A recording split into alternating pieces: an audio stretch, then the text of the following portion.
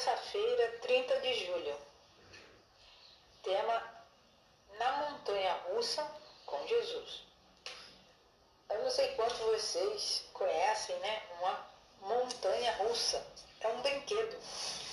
É um brinquedo que tem um carrinho que entra, ele passa por uns trilhos, né? E no caminho, todas as pessoas que estão indo no carrinho vão subindo aquele trilho. É uma subida bem íngreme. Depois ela sobe, quando chega lá em cima ela desce, ladeira abaixo, desce. Daqui a pouco ele faz outro caminho, talvez uma curva, e sobe de novo. Ao mesmo tempo que ela está subindo, as pessoas estão acompanhando com aquele medo, porque de repente, quando chega lá em cima no topo, novamente o carrinho desce aquela montanha. Então o brinquedo, ele sobe e desce, sobe e desce. Tem momentos de dificuldade, eles vão devagarinho, vão subindo, e quando chega no topo, dá aquela aliviada, mas daqui a pouco ela desce novamente. Então esse é o brinquedo chamado montanha russa, que tem os grandes parques de diversão. E vamos ver então o que a montanha russa simboliza para nós nessa lição, sabendo que Jesus está conosco nessa montanha russa. Nós vamos contar uma história para vocês que está em Marcos, capítulo 5, versos 21 a 24.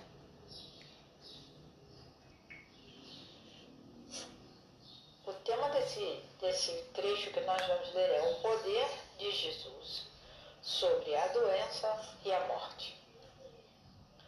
Tendo Jesus voltado de barco para a outra margem, uma grande multidão se reuniu ao seu redor, enquanto ele estava à beira do mar.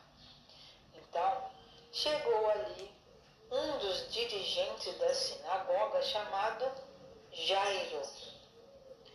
Vendo Jesus, prostrou-se aos seus pés e lhe implorou insistentemente: minha filhinha está morrendo. Vem, por favor, impõe as mãos sobre ela para que ela seja curada e que viva. Jesus foi com ele. Então, até o verso 24. Jesus foi com Jairo. Então, vocês podem ver que Jairo era um dirigente da sinagoga. E lá na sinagoga existiam muitas pessoas da liderança que eram contra Jesus. Só que Jairo tem uma característica diferente. Né? Por quê? Esses líderes religiosos, geralmente eles nem tinham amizade com Jesus. Mas então, provavelmente, Jairo estivesse tão desesperado e dentro dele, na cabeça dele, tudo que ele sabia sobre Jesus levou, ele a ir pedir ajuda a Jesus. Isso se confirma pelo fato de que Jairo se prostrou aos pés de Jesus. Os judeus nem se inclinavam para pessoa alguma. Tem a história de Mardoqueu e Esther, não sei se vocês se lembram, que Mardoqueu tinha saído uma ordem lá para ele se reverenciar o Amã, e ele não fez isso. Então, nenhum judeu reverenciava, nem se inclinava para nenhuma pessoa. E Jairo, sendo um líder da sinagoga, ele veio, procurou Jesus e se prostrou e fez o apelo. E ele estava desesperado porque a filha dele estava morrendo. Então, quando Jairo saiu da casa dele, a filha estava gravemente doente e ainda não tinha morrido, mas ele tinha fé que Jesus poderia curar a sua filhinha e poderia ajudá-la.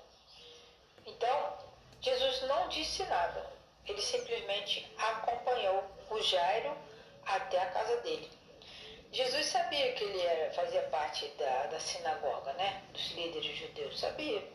Mesmo assim, diante desse apelo de um pai desesperado por sua filha, Jesus não julgou aquele homem, simplesmente foi atendê-lo. Então, essas características de estar com Jesus, procurar Jesus, se ajoelhar e se prostrar pedindo ajuda a Jesus é uma característica muito especial do próprio Jairo, né? Então, o Jairo, ele teve a humildade de reconhecer que ele precisava de Jesus, porque ele estava numa situação de desespero, porém ele teve determinação e também teve coragem, porque ele sabia que isso, os outros líderes judeus também iriam saber desse fato, né, que ocorreu. Mas ele foi fazer um apelo para Jesus e Jesus, né, seguiu e foi até a casa de Jairo para curar a filha de Jairo. Você teve que ter muita determinação para fazer isso. Pergunta número 5. O que interrompeu a viagem de Jesus, né, até a casa de Jairo? Vamos ver o que aconteceu depois. Em Marcos, capítulo 5, dando continuidade ao capítulo 5, versos 25 até o 34. Bom, o verso 25.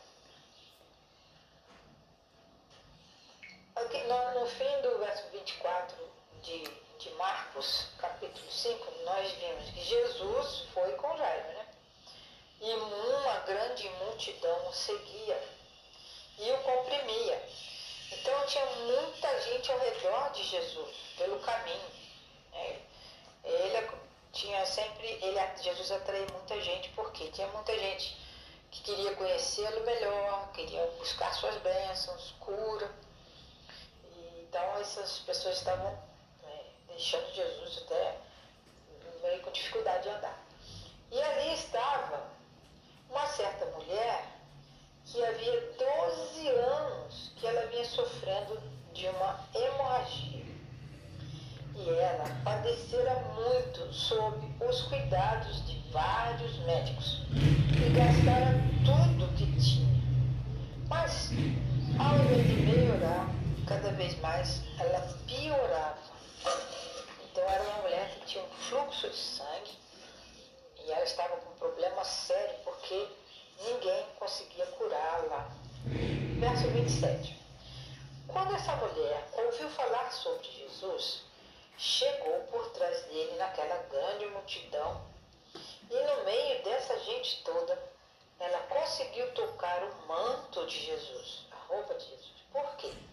Ela pensava desta forma: se eu tão somente tocar em seu manto, ficarei curada. Ou seja, ela tinha fé que Jesus poderia curá-la também. Imediatamente, ela tocou em Jesus e sua hemorragia cessou. E ela sentiu em seu corpo que ela estava livre daquele sofrimento. Mas no mesmo instante que ela o tocou, Jesus percebeu que dele havia saído poder. Em algumas Bíblias vem a palavra virtude. Então Jesus parou no meio daquela multidão e perguntou: quem tocou no meu manto? Responderam os seus discípulos: Senhor, há tanta gente aglomerada ao teu redor, como que o Senhor pode perguntar quem lhe tocou? Mas Jesus continuou olhando ao seu redor para ver quem tinha feito aquilo. Então, a mulher, sabendo o que lhe tinha acontecido, aproximou-se, prostrou-se aos seus pés e, tremendo de medo, contou-lhe a verdade. Então, Jesus lhe disse com muita simpatia: filha, a tua fé te curou. Vá em paz e fique livre deste teu sofrimento. Então, essa era a cena. Muita gente ao redor de Jesus. Jairo pediu socorro por sua filha, se prostrou em adoração a Jesus. No meio desse caminho que estavam indo para a casa de Jairo, aquele Jesus estava ali se comprimindo, e essa mulher, que havia 12 anos que ela sofria dessa hemorragia, ela conseguiu, no meio daquele povo todo, tocar no manto de Jesus. Então, o que acontece? Nesse meio de caminho, né, que eles estavam indo em direção à casa de Jairo, aquela caminhada ela foi interrompida. Por quê?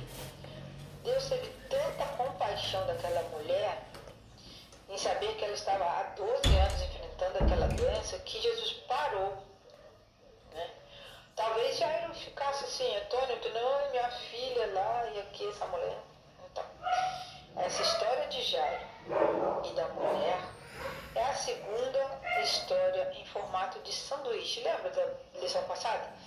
Que em formato de sanduíche quer dizer, conta-se uma história, aí dá um tempo, vai para outra história, aí no fim dessa segunda história volta para a primeira.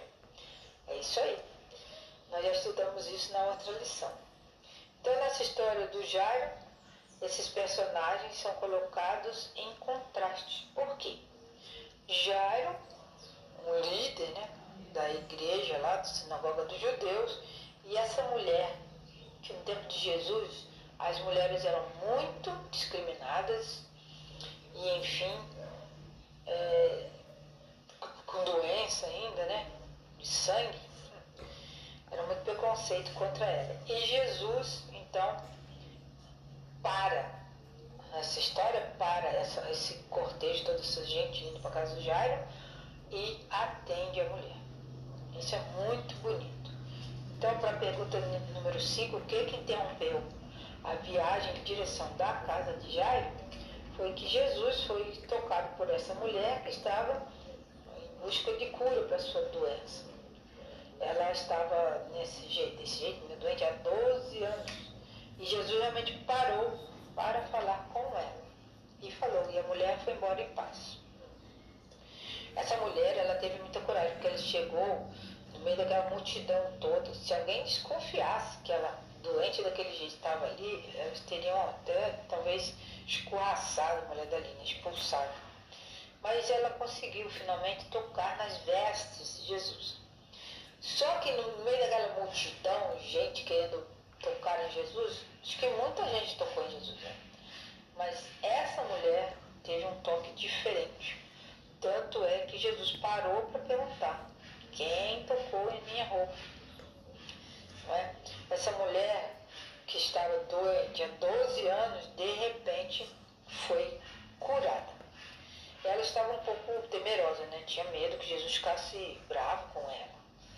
E talvez naquele momento, né, dela ter sido curada, alguns pensamentos vieram à sua cabeça, mas foi por pouco tempo. Porque Jesus desejava curar não só o corpo daquela mulher, mas também a sua alma, que era atormentada, porque naquelas condições de saúde e sendo mulher, ela com certeza devia estar sendo afastada da família, não tinha convívio social por causa do fluxo de sangue. Bom, o texto de Marcos volta para a história de Jairo, e esse texto também descreve, né, sobre os sentimentos de Jairo. E quando Jairo chegou na casa, quando Jesus chegou na casa de Jairo, junto com ele, né, Jesus declarou para todos que estavam lá: a menina não está morta, ela está dormindo. O que foi uma declaração muito estranha, né? Porque as pessoas viram que a menina tinha morrido. Então, o que Jesus fez? Ele tirou todo mundo dali de perto, ele foi para onde a menina estava e tocando na mão dessa menina. Aí tem uma coisa, né? Foi Jesus quem tocou na menina. Na história da mulher, a mulher é quem tocou em Jesus. E daí, Jesus tocou na mão dessa garota e pronunciou uma palavra lá na língua dele, né? Em aramaico, que é essa palavra, Talita Cumi. Está em Marcos 4:41. Essa palavra, Talita,